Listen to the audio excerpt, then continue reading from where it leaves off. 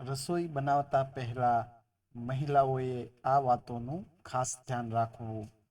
હંમેશા ધ્યાન રાખો કે રસોડામાં જતા પહેલા સ્નાન જરૂર કરો.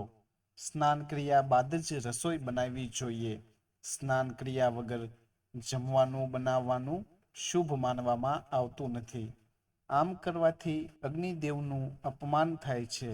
સ્નાન કર્યા બાદ ભોજન બનાવવાથી ધન ધાન્યમાં વૃદ્ધિ થાય છે અને પરિવારમાં બધું મંગળ રહે છે.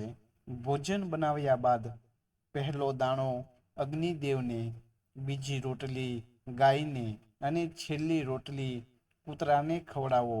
પ્રકૃતિનો નિયમ છે, તમે જેટલું આપશો એટલું બમણું કરીને તમને પાછું આપશે. અગ્નિહોત્ર કર્મ કરવાથી અન્ન અને ધાનમાં બરકત રહે છે અને દરિદ્રતા દૂર થાય છે.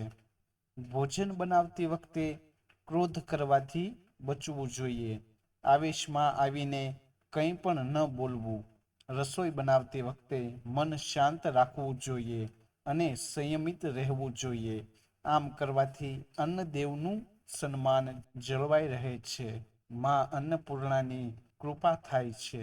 જમવાનું બનાવતી વખતે આનંદમાં રહેવું જોઈએ અને ભગવાનનું નામ લેવું જોઈએ. જમવાનું બનાવતી વખતે રડવાથી ઐશ્વર્ય અને સમૃદ્ધિનો નાશ થાય છે. રસોઈ બનાવ્યા બાદ કિચનમાં એઠાં વાસણો ન રાખવા જોઈએ. શાસ્ત્રોમાં જણાવ્યું છે કે દિવસ હોય કે રાત, જમવાનું બનાવ્યા બાદ એઠાં વાસણો ધોઈને રાખી દેવા જોઈએ. ઘણા લોકો રાત્રે એઠાં વાસણ રાખી દે છે. આમ કરવાથી ગ્રહ નક્ષત્રનો અશુભ પ્રભાવ પડે છે અને ઘરમાં સુખ સમૃદ્ધિ જતી રહે છે. રસોઈ બનાવતા પહેલા અને રસોઈ બનાવ્યા બાદ ગેસના ચૂલાને સાફ કરવો જોઈએ અને ગેસ ચાલુ કર્યા બાદ અગ્નિદેવનું ધ્યાન ધરવું જોઈએ. તેનાથી આરોગ્યની પ્રાપ્તિ થાય છે. તો વહાલા મિત્રો, આજના વિડીયોમાં આટલું જ. તમને આ માહિતી ગમી હોય તો આ વિડીયોને લાઈક, શેર અને સબસ્ક્રાઈબ કરવાનું ના ભૂલતા.